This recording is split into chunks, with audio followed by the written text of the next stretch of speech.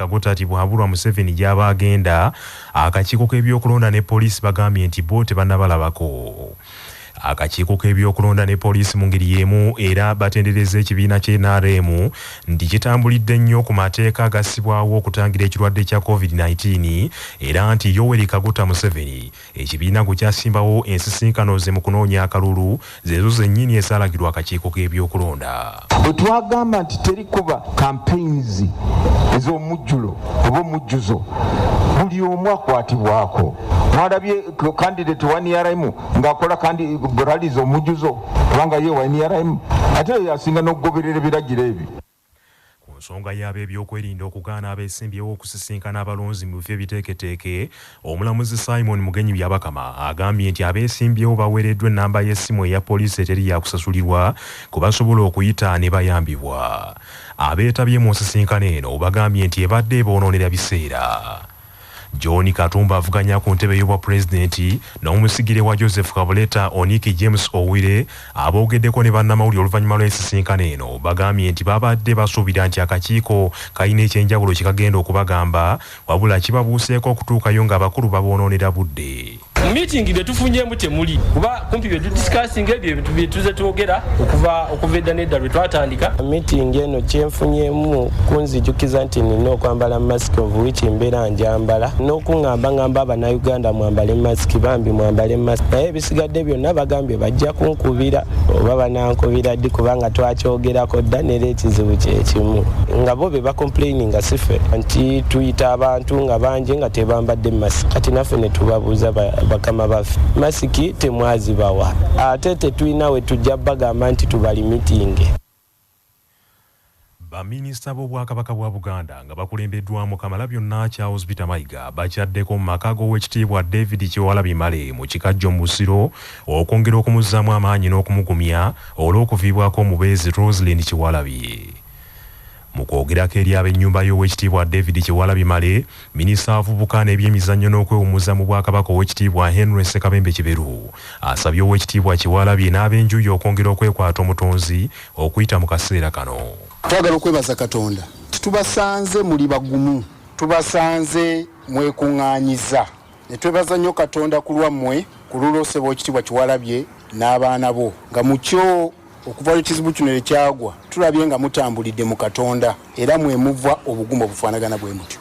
Bwe twatuula mu cabinet ku lunaku olwokuna mukama waffe n'avaayo n'ekirowoozo kino nti tujje wano ng'olukiiko lwonna olw'abaministers mu mukwano ogwo tukwegatteko twongere okubasabira twongere okubagumya n'olwekyo yengeri bwe tusobodde okutuuka mu maka gano. Okufaanana byonna Kabaka Sulemaani ateekateeka ebintu byonna ateekateeka okuzimba nnyumba ya Mukama. Naye Mukama Katonda yali ageze nti omulimu ogwo gulimalirizibwa mu kutabani we Dawudi. N'olwekyo mutambudde ne omukyala n'abaana mu bintu bingi naye buvunaanyizibwa bwammwe okulaba nti abasigadde bijja kugguka.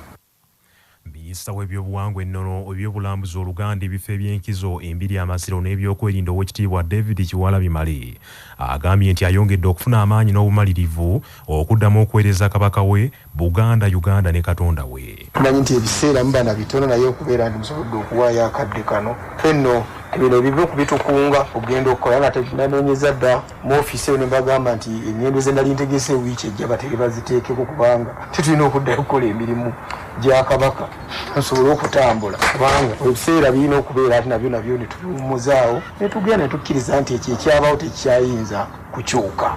Ndi muntu akkiririza mu kigambo kye bayita destiny. Enkomerero omuntu ekkubo bwe liba lyeryo. Ensisinkano eno yeetabiddwako omumyuka ow'okubiri owa Katikkiro era omwanika w'Obwakabaka Oweekitiibwa Robert Wagwansibirwa, minisita w'olukiiko kabineti ly'omwogezi w'Obwakabaka Oweekitiibwa Noah Kiyimba, minisita w'ebyettaka obulimi n'obwegaso Oweekitiibwa Hajjati Mariam Mayanja Nkalubo ne minisita omubeezi w'ebyobulimi Oweekitiibwa Hajji Amis Kakomo. Kampeyini z'abeesimbyewo ku ntebe y'obwa pulezidenti olwaleero zifundikidde olunaku olw'omunaana nga luno lwe lunaku olusoose mu sabbiiti ey'okubiri ng'abeesimbyewo batalaga ebitundu bya Uganda eby'enjawulo okusaggula obuwagizi. Munna NRM era ssentebe w'ekibiina kino Mwami Yoweri Kaguta Tibuhaburwa Museveni asiibye mu disitulikiti y'e Gulu mu bbendobendo lya Kyoli ng'enaabaaya abasabye okukendeeza effujjo n'obuteeyiwa ku nguudo nga banoonya akalulu. wabula olwaliro obutafaananako nga bulijjo abawagizi b'NRM beekuŋŋaanyiza mu bungi mu kitundu ekyo ewatali kugoberera biragiro ebyassibwawo okutangira ekirwadde kya COVID-19 ne beeyiwa ku nguudo wakati ne ku mabbali g'enguudo okwaniriza n'okulaga obuwagizi bwabwe eri abakwatidde bendera yaabwe.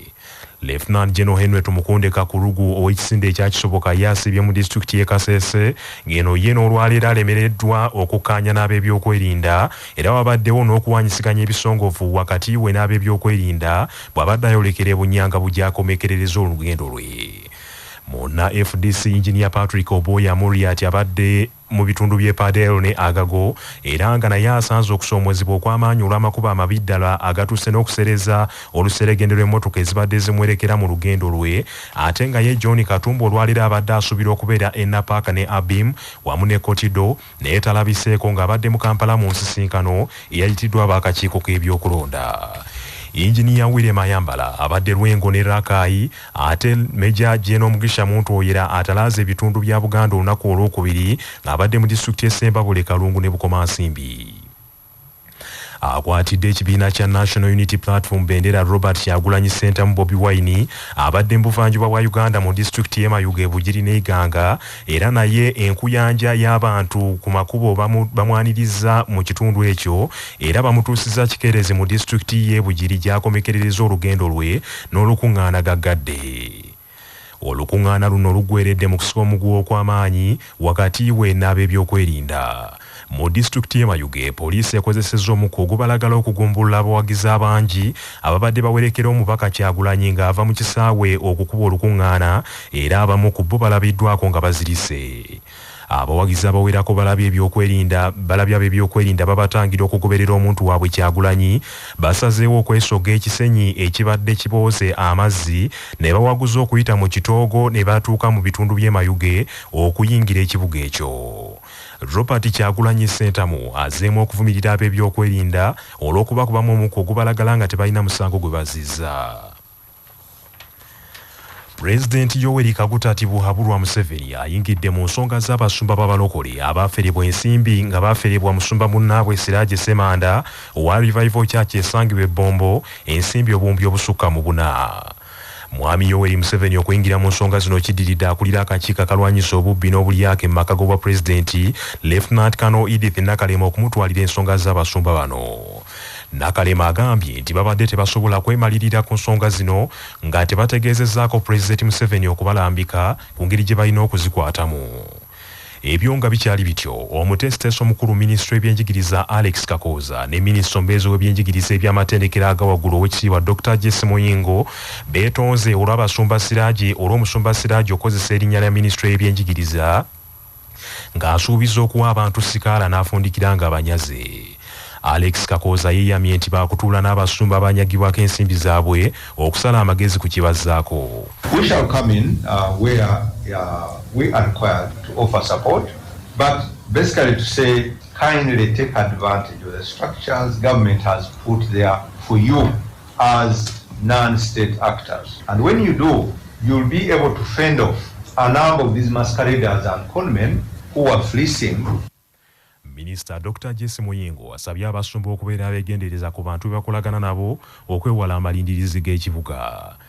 Ebyo nga bikyali bityo, Lieutenant Colonel Edith Nakalema awadde omuyimbi Catherine Kusaasira n'omusumba Mondo Mugisha Franklin nsaleesale wa lunaku lwa nkya beeyanjule mu kakiiko kano bennyonnyoleko ku bigambibwa nti beekobana n'omusumba Sirage Semanda okufera abasumba b'abalokole. Maze okusaba poliisi eri attached to us as anti-corruption unit okuyita Catherine Kusaasira ne purported Pastor Mondo Mugisha n'abo bonna aboogeddwako ku musango guno bajja kubawana enkya.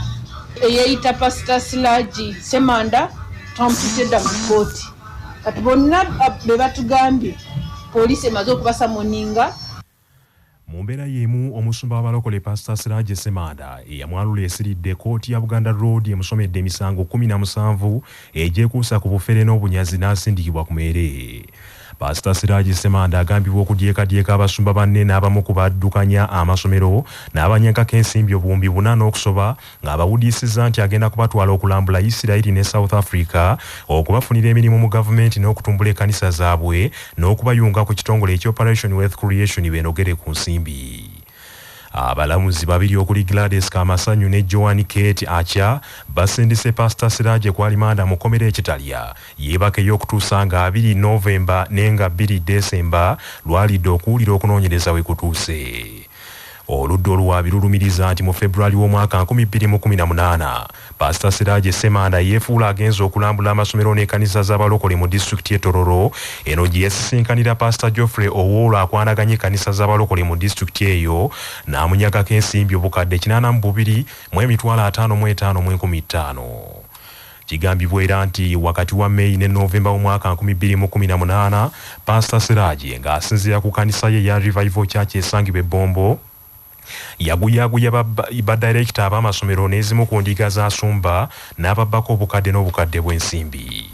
Ensimbi zino yazitwala ng'abagambye nti agenda kuweerera abaana abataliiko mwasirizi n'okutandikawo bu bizinesi obutonotono okuyambako abateesobola naye nga byonna byali byappa. Pastor Siraje Semanda yakwatibwa akakiiko akalwanyisa obubbi n'obuli bw'enguzi aka Anti-Corruption Unit akakulirwa Lieutenant Colonel Edith Nakalema oluvannyuma lw'abantu okwekubira enduulu mu kakiiko kano nti omukulu oyo yabasala ensawo. Minisitule y'ebyobulamu erangiridde abantu abalala 5 abafudde ekimbe kino olw'omuwendo gw'abakafa ne gutuuka ku bantu 105. Abafudde kuliko 4 okuva mu Kampala so nga omulala wa mu disitulikiti y'e Rubanda. Ebyo nga bikyali bityo waliwo abantu abalala 237 abazuuliddwamu olunnabe nga bano be bamu ku bantu 3,125 abaakebereddwa olunaku lw'eggulo nga kaakano abaakazuulibwamu ekirwadde kino mu Uganda batuuse ku bantu 1,257. Ku mulundi guno disitulikiti y'e Kampala evuddemu abalwadde 103, Wakisaasa 5, Kasese 14, Busia 11, Katakwi n'Embaale 10, ate Embarara 11, Rubirizi 8, Kabalole 7, Luwero ne Soroti 4, Lira ne Kabale 3, Kamwenge Ngora Sembabule wamu n'Ekyotera n'Ekyengera abalwadde 2 n'ebitundu ebirala. Mu ngeri y'emu disitulikiti okuli Agago Kayunga Isenjiro Nakaseke Kamuli Buvuma Mpigi Kiryandongo n'Ekisoro mujjiddwamu omulwadde omu mu buli disitulikiti ng'ekirwadde kyamuyodde. Abantu abalala 13 basiibuddwa olwaleero okuva mu malwaliro ag'enjawulo nga kaakano omuwendo ogw'abaakasiibulwa mu malwaliro gutuuse ku bantu 8,107 ng'abantu 7,937 be bakyali mu malwaliro ag'enjawulo. Bannakibiina ky'NRM mu kitundu ekya Bukomansimbi North beekokodde abamu ku bakulembeze baabwe abeetuuma ebintu ebiba bikoleddwa gavumenti nga baagala obuganzi mu bantu n'okuzibiikiriza abaagala okubavuganya. Bano basinzidde mu kisaawe eky'ebigasa mu ggombolola y'ebigasa. Haji Idi Rubyayi Kisiki avuganya ku kifo ky'omubaka w'ekitundu kino obwa Namunigina bw'abadde atongoza manifesto ye n'okugulawo mu butongole kampeyini ze mu kitundu ekyo.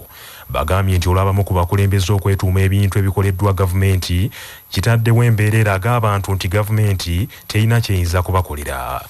Bitone Ismaili Kayemba service nyingi gavumenti zetuusa naye nga ate bakandidenti bayo ate be bazetuuma ne balema okunyonyola gavumenti byekoze ne bibeera nga tebikola ki tebirabika. Ebintu ebigabwa ababigabe nga mu budde okusinga okubyesigaliza ate ne babigabanga mu budde obwakalulu. Amanya yenze David Ntege omwogezi w'ekibiina kya Democratic Party mu ggombolola y'Ebutenga. Benga aba Democratic Party twagala okutegeeza banna Bukomansimbi naddala mu Bukomansimbi North nti tuyina muntu yenna gwe tugenda kuwagira okujjako Idi Rubyayi Kisiki kubanga tumulabyemu ebintu byanjawulo. Ye musajja agatta ebibiina, tasosola mu kibiina, taliiko nti ono wa NRM, taliiko nti ono wa DP, taliiko nti ono wa FDC. Haji Idi Rubyayi Kisiki asuubiza abantu b'ekitundu kino nti si wakwemotya ku nsonga za Buganda era yeeyamye okwongera enkulaakulana mu kitundu ekyo. Njagala okuzza enkola gye nakolanga bwe nabeera mu Parliament natandikiranga okukolanga n'akamalo okuwangula. Ne mmanya abantu bange abali obubi, ne nambula abantu bange mu malwaliro, ne mbawo obuyambi, ne mbawo emmere, ne mbawo buli kisoboka kyonna. Era y'enkola gye njagala okuzza era ye manifesto gye ndeese. Mu myezi 3 egisooka njagala okukola ekyenjawulo. Nina buli kitongole kye ngenda okuwasa sente aba boda n'abalala kubanga buli mu lukwangu teekede obukadde 25 eza boda zokka emiruka giri 5. Haji Rubia Jisike avuganya ne Dr. Christine Ndiwalana One National Unity Platform, Haji Katereka Muhammad Owajema, Katushabe Ruth Owenaremo,